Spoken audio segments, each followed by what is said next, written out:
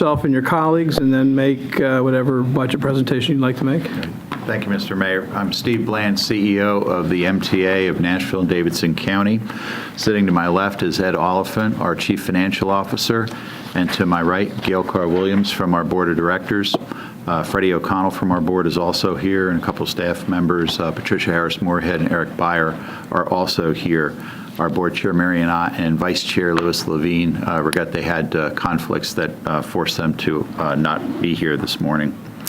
Well, to say this past year was an eventful year for public transportation in Nashville would be quite an understatement. Behind the headlines and the debate of the past year, it's important to remember that ridership levels on both the MTA system and the services of the Regional Transportation Authority of Middle Tennessee continue to break modern annual records, with the combined ridership for the fiscal year to date on MTA and RTA systems up 3.3% over last year. Total combined fiscal year 2015 ridership is expected to approach 11 million trips. This expanding ridership simply could not be realized without the level of support we have received and continue to receive from Metro through this budget process. Among these 11 million trips, I'd be remiss if I didn't call specific attention to our access ride system, which serves some of the most vulnerable populations in our community, including persons with disabilities and senior citizens. Residents of Davidson County can access this service regardless of whether or not they live in close proximity to our fixed-route bus services, and tens of thousands do. Access Ride carries more customers than any other door-to-door service in Tennessee, and demand continues to increase at rates that outstrip gains in all of our other service sectors. Now serving about 33,000 trips per month, Access Ride demand has been increasing at over 10% per year and shows no signs of abating. Of course, this past year also marked the end of the final design process for the AMP bus rapid transit line between East Nashville and West Nashville. Mr. Mayor, your leadership in both advocating for a high-capacity transit facility and appointing a Citizens Advisory Committee to look at detailed design aspects of the project were absolutely crucial to the long-term success of public transportation in Middle Tennessee. While all transit advocates, including myself, are disappointed that we could not advance this project to construction, I'm also convinced that our final products will be even better than the original AMP thanks to your leadership in this arena. That Nashville and Middle Tennessee need a robust transit system capable of handling larger percentages of regional commuters is beyond question. This point was clearly articulated by both supporters of the AMP and its critics. Not only is such a system necessary to address rapidly increasing congestion levels in our region, but also to assure that all Nashvillians are able to access the economic and quality of life activities that the region has to offer, whether or not they have access to an automobile. Toward that end, the MTA has initiated a strategic planning process to chart a course for the future direction of public transit in Nashville. With the support of the Mayor's Office and the Metro Council through the reallocation of unspent AMP design dollars, this process is intended to follow the lead of the Nashville Next process in seeking the input of as many people as we can. With a goal of receiving input from a minimum of 10,000 people, we'll symbolically kick this process off with our first public meetings next Tuesday, with one in downtown Nashville and one in North Nashville. As we develop this plan, we anticipate generating a number of options for consideration by Nashville residents and community leadership for possible deployment in the coming years. A consistent theme I've heard as I've gotten around the community is that the plan should be inspirational and not just incremental, and we should anticipate the needs of our city as the region is expected to see population increases approaching 1 million new residents over the next 25 years. A statement I've heard from one stakeholder that represents the opinions of many on this plan is go big or go home. Part of the visionary aspects of the planning process for the RTA is our ongoing Northwest Corridor study. Examining various options for travel between Clarksville and Nashville, this specific element is expected to generate a number of short and long-term options, including the examination of a possible new commuter rail line to join the Music City Star. However, a visionary plan without concrete action steps is more of a dream than a vision. And while the plan is likely to generate a number of long-term ideas, such as commuter rail, that will take a long time and considerable financial and political commitment to see daylight, it will also include specific service improvements and projects based on market demand and changing community expectations. Partnerships will be an important foundation for our success, and a key partnership we began this year under Mayor Dean's leadership was the STRIDE program with with Metro Nashville Public Schools. Our budget proposal would allow continuation of this program, which allows all MNPS high school students free access to our system. To date, over 500,000 rides have been taken through this program, and over 20% of all enrolled Metro Nashville Public High School students are active users of this system. This hearing is particularly well-timed insofar as we're observing several milestones associated with service improvements in the weeks surrounding this meeting. Just this week, we inaugurated BRT Light service in the Charlotte Avenue corridor on our newly designated Route 50. As you know, BRT Light is characterized by more frequent service, fewer stops, faster travel times, and improved amenities at its stops. Although we will continue to install the infrastructure along the route through the spring, more frequent service and extended spans are in place and have been well received so far. If existing BRT Light service in the Gallatin Road and Murfreesboro Road corridors are any indication, we can anticipate double-digit annual increases in ridership compared to pre-existing service. Funding for the startup of this service was included in the current budget year from Metro, and our current budget proposal would fund this service for the full fiscal year 2016. Last week, we also conducted our first public meeting surrounding planned BRT Light service in the Nolensville Road corridor. With a planned rollout later this year, we expect this service to be extremely successful due in large part to the dynamic nature of this corridor. We've been fortunate to partner with the Mayor's Office of Neighborhoods to identify neighborhood stakeholders to solicit community input on the detailed aspects of the design of this service.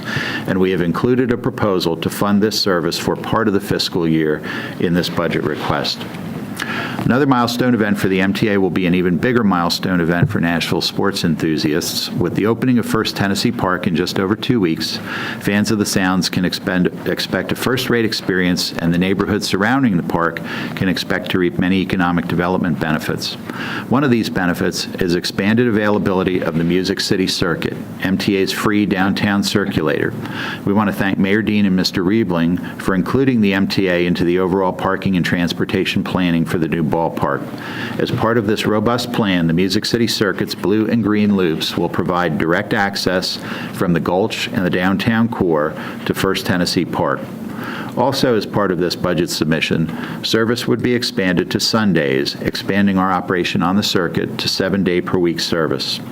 Later this summer, we'll also be unveiling our new vehicles for the circuit, Nashville's first all-electric buses. These zero-emission buses will be uniquely styled, with perimeter seating better suited to the short hop status of the circuit. And in addition to the circuit, we expect to get considerable ridership to First Tennessee Park due to the close proximity of our downtown transit center, Music City Central, within a half-mile, relatively easy walk of the ballpark. Of course, the Sounds aren't the only attraction in the city, and many of the events we serve are evidence that Middle Tennesseans will use transit when it offers a competitive choice.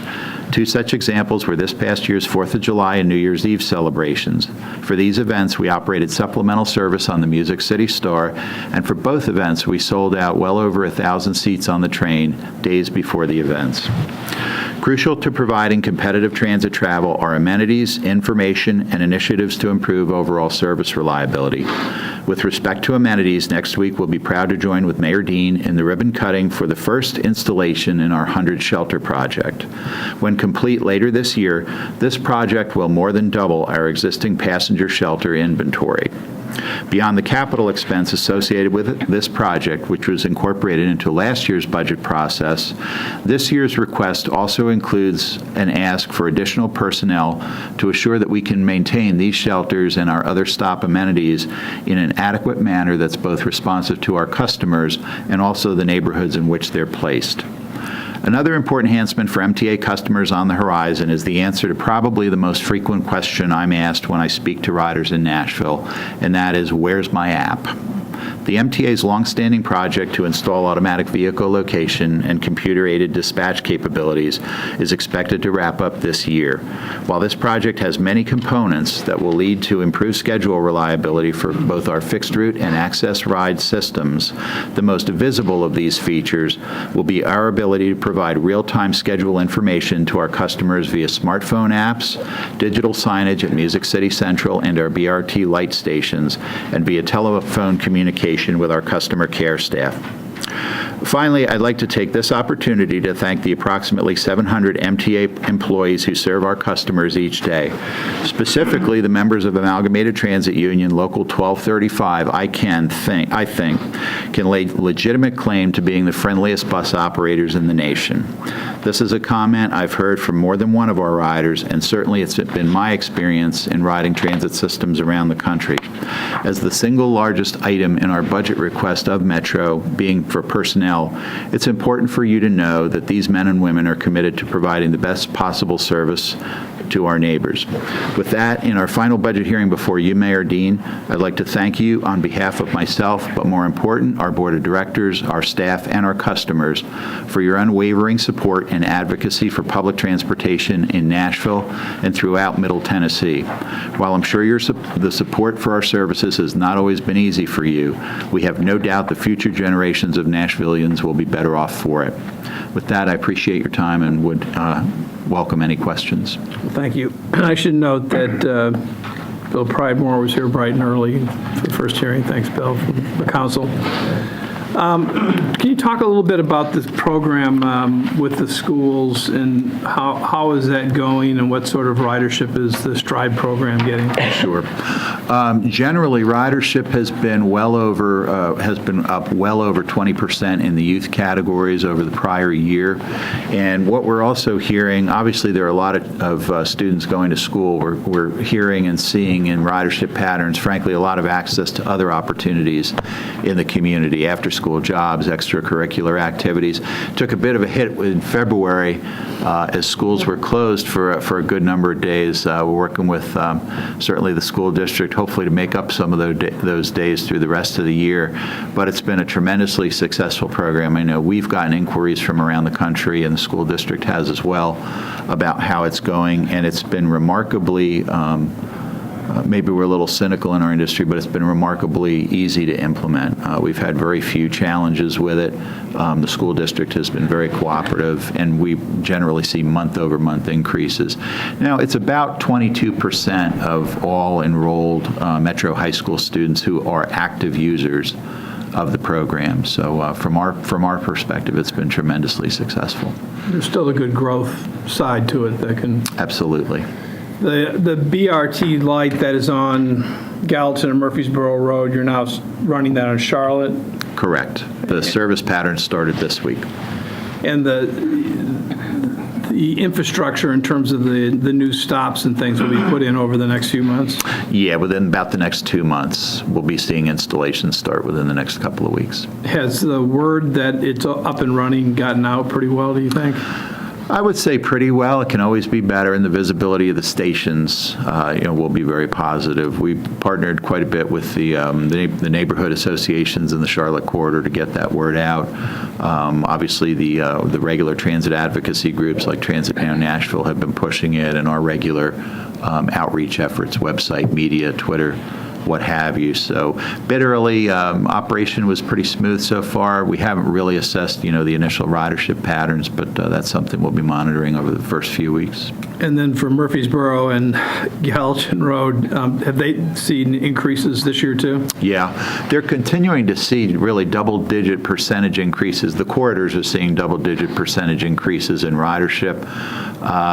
Gallatin Road is up about another 12%, Murfreesboro Road up about 11%. In addition to the general increase in corridor ridership, we're actually seeing more and more what I'll call diversion of riders from the local service in those corridors to the BRT light services. So people are recognizing, the quicker trip or the upgraded stop and station amenities, and in many cases walking further, than what they might have otherwise to catch a local service to get to the BRT light stations. How far out does it go in Charlotte? Charlotte down to the Walmart, out. Sorry, I'm still relatively new to Nashville. I can't give you a cross street. Little help from the team here. Past Nashville West on the other side of 540. Right. Yeah, okay, good. And by the way, I'm in East Nashville, so I don't tend to go that end of town. I I can can tell ask you you hard Gallon questions from about Indiana. Gallatin Yeah, you Road. can ask me all the questions on Gallon. We got you. So the planning is going forward for Nolensville Road, Correct. and when would you think that would be started up? Shooting for fall. Right now, probably the critical path is, I mentioned earlier on the Music City Circuit, we'll be deploying the electric buses in service, and we're still working on getting the charging stations for those up, one on the ballpark side of the loop, one at Riverfront Park, and with all of the really fantastic construction that's going on, we're trying to access those sites. Once those buses are in service, that frees up fleet. So right now, we're a bit tight on fleet to add that extra service, but once we know that the charging stations will be online, then we can release a date for service. And right now, we're working directly with the neighborhoods in the corridor, not only to identify stop and station locations, but this one will be a little unique in that there are several other routes that feed the Nolensville road corridor, so actually there's an opportunity to change a number of patterns. As you know, we were able to identify some special funding to work on what we're calling a mini hub in the Nolensville road corridor, so depending on where we might site that facility, that can help to improve the overall, not just the BRT light service in Nolensville Road, but some of the feeder services that will work into it. Okay, good. And how's the Peterbilt facility doing for you? Doing really well. As an overhaul and rebuild shop, it's been fantastic. We have quite a bit of capabilities there that we never had at Nestor before. We'll finish out the finish-up work on that building in the upcoming year. Frankly, with funds that have already been allocated, it's not part of this particular budget request. One of the things that we'll be looking at is not immediately, but in the upcoming years, starting what we're referring to as a facilities master plan to look at in conjunction with the strategic plan we do and what service levels might look like in the coming years, particularly for the Nestor facility, what role that plays and what we may have to do with that facility, over the next 5 or so years. Okay, good. Rich, you got any? You might want to talk a little bit about the RTA budget increase request this year, because it's a somewhat significant number, and it'd be good to explain why that's important and sort of the numbers behind it. Right. The RTA ridership continues to go up, at unprecedented levels, continues to be Probably very... define, the RTA for the public Sure. is Regional Transit Authority, which is for us and the surrounding counties, and the RTA has a separate governing board, which I serve on, and other mayors from around the area do. And the MTA, through an agreement, actually manages the operation of that. Right. And there's been a change in federal funding. Right.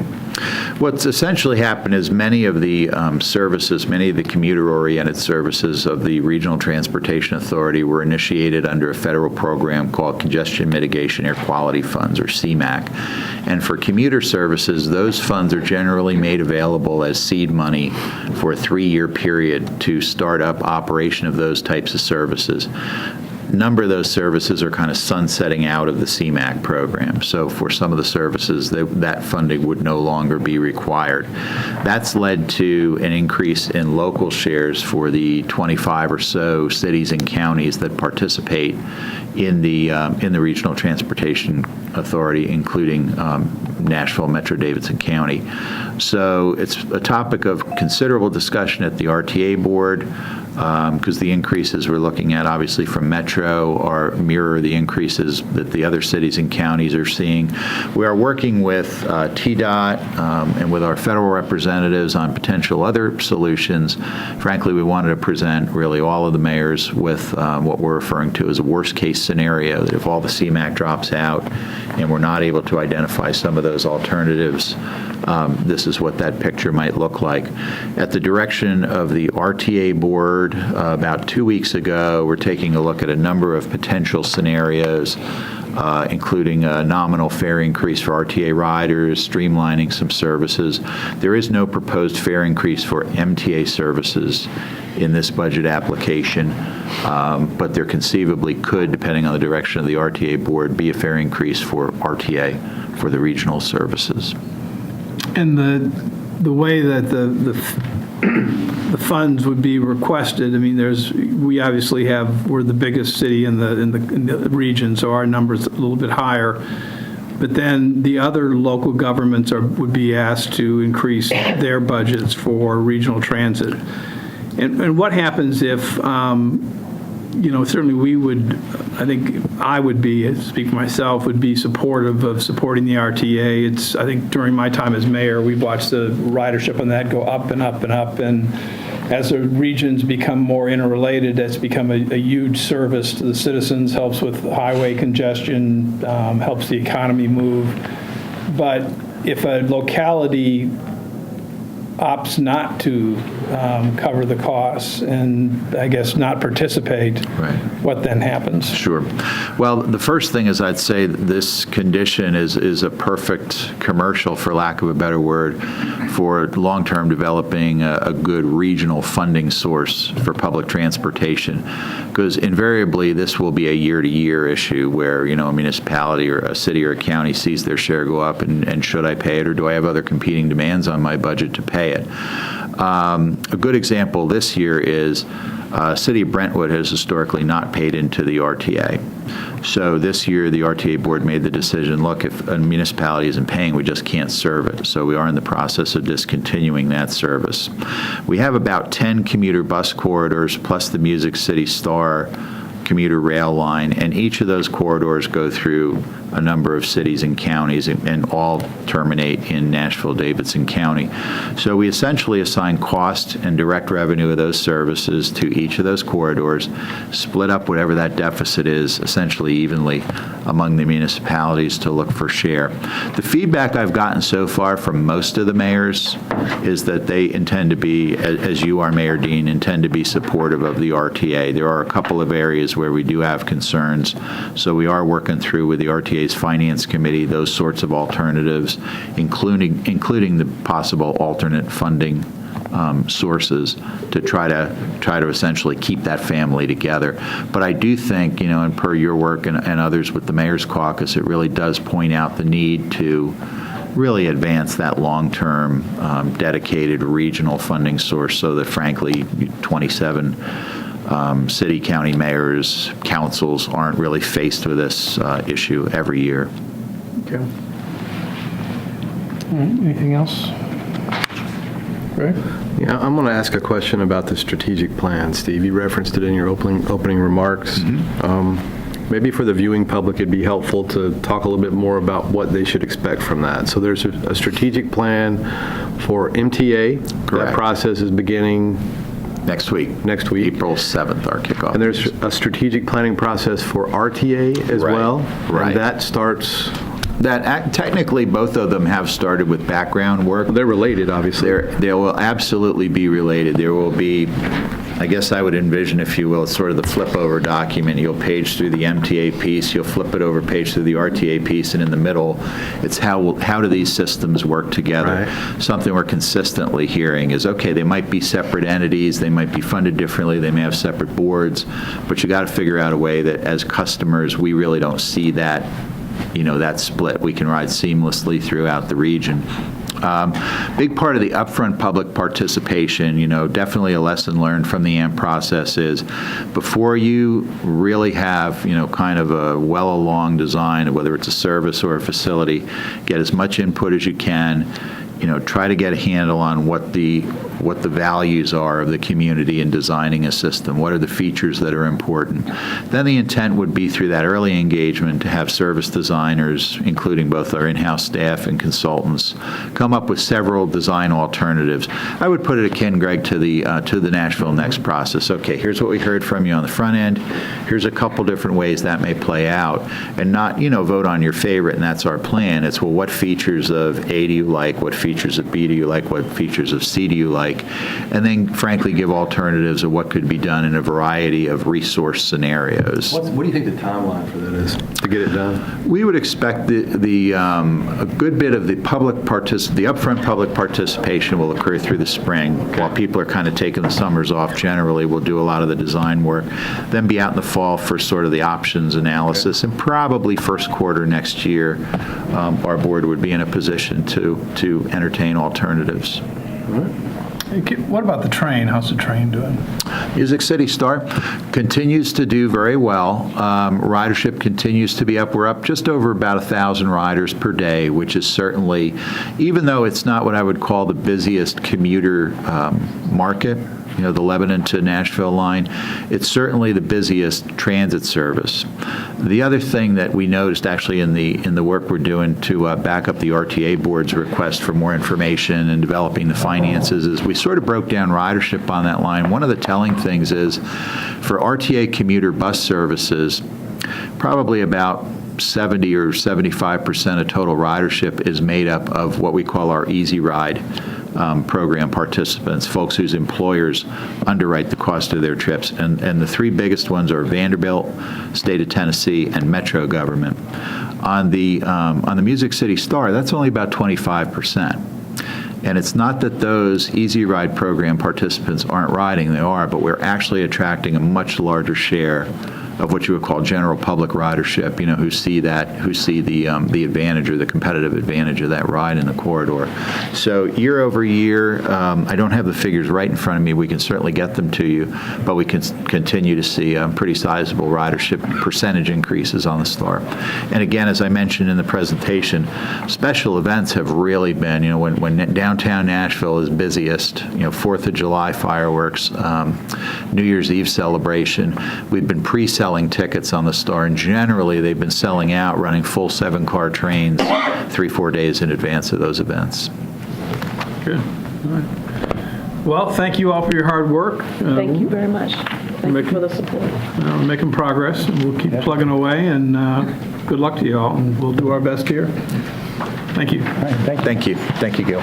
Thank you. That's good.